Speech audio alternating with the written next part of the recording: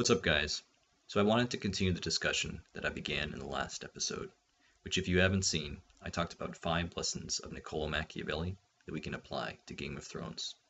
George R. R. Martin has said himself that Italian writer Niccolò Machiavelli was a major influence on his writing. So, without delay, here are 5 more Machiavellian lessons we're supposed to learn from Game of Thrones. Number 1. Avoid becoming hated. So last time I told the story of Tywin Lannister, and the story was that after Tywin destroyed the Rain family, he won the respect of his people. And so the lesson was, you need to know when to be cruel, because if you can't be cruel, people won't respect you. At the same time, there's more to the story than that, because if you're too cruel, then there are also going to be consequences, and it's going to have a negative effect. In Machiavelli's book, The Prince, he says that you need to be cruel, but you also want to avoid becoming hated. Because if people hate you, then they'll work against you, and they'll try to remove you from power. So if you want to think of it in this way, it's like a balancing act, where you need to be cruel enough that people respect you, but not so cruel that they hate you. The best example of this from the show is in the character of Joffrey. Joffrey is selfish and sadistic, and one of the worst kings of Westeros, and because of this he gets everyone to hate him, even those close to him. And this has consequences later on, when Joffrey is killed in a conspiracy led by Olenna Tyrell. We see another example of being hated in the story of King Aerys, the last Targaryen king. Aerys was paranoid and vengeful, and just like Joffrey, succeeded at alienating all the people around him. So when one of his lords, Robert Baratheon, takes up arms against him, he finds he has too few friends he can call on to help. Number 2, appear just. So this lesson builds on the previous one, and it's basically the putting into practice of the idea of avoiding hatred. You want to make sure that people don't hate you, and you do that by doing things that make you appear good. Notice I said appear good, so you don't have to actually be good, you just have to create the appearance you are, and that will get people to follow you. We see an example of this in the story of Marjorie. When she meets Joffrey in King's Landing, she tries everything to get people to like him. She has him appear in public, and has him give food and gifts to the poor. The goal of all this is, even though Joffrey is sadistic and evil, to get people to think he's good, which will make his rule a lot safer. Another example of appearing good is in the character of Littlefinger. While this is depicted better in the books than the show, the reason Littlefinger is able to get away with what he does is because he's trusted by everyone. Since Littlefinger comes from a low and unimportant family, no one sees him as a threat. This, along with the appearance that he's good, allows him to get away with his plans for so long. Number 3, don't insult the people you rely on.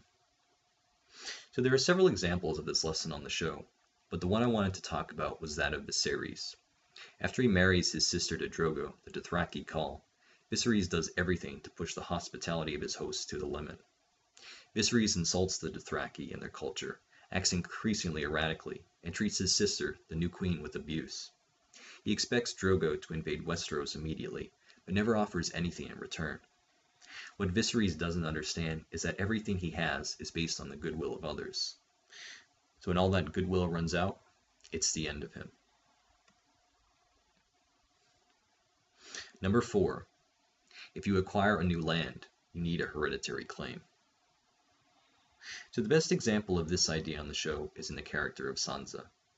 Everyone is trying to get their hands on Sansa to marry her. The Tyrells plan to marry her to Loras, Tywin wants to marry her to Tyrion, and in recent episodes she's being pursued by Ramsay and Peter Baelish as well. So why is this? The reason is, if all the male Starks are dead, which everyone on the show thinks is true, then whoever marries Sansa will be the new Lord of the North. So this makes her especially important, particularly to the Boltons, because they took the North through treason.